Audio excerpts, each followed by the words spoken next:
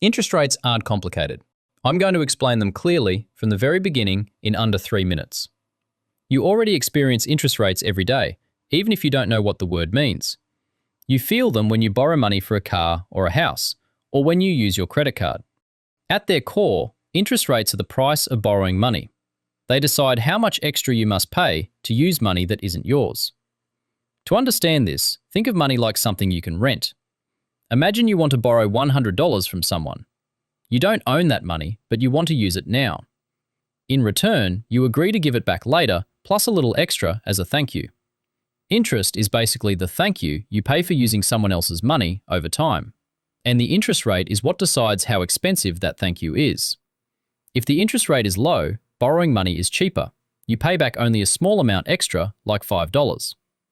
If the interest rate is high, borrowing money is more expensive. You pay back a lot more than you borrowed, more like $20 to $30. So how does this affect me? When interest rates go up, borrowing becomes more expensive. If you have a home loan, your monthly repayments can cost more. If you use credit cards, higher interest rates mean debt becomes harder to pay off. But if you have money in a savings account, higher interest rates mean your savings can grow a lot faster. So interest rates can affect both borrowers and savers. So why are interest rates changing all the time? Governments and central banks use interest rates as a tool to control spending.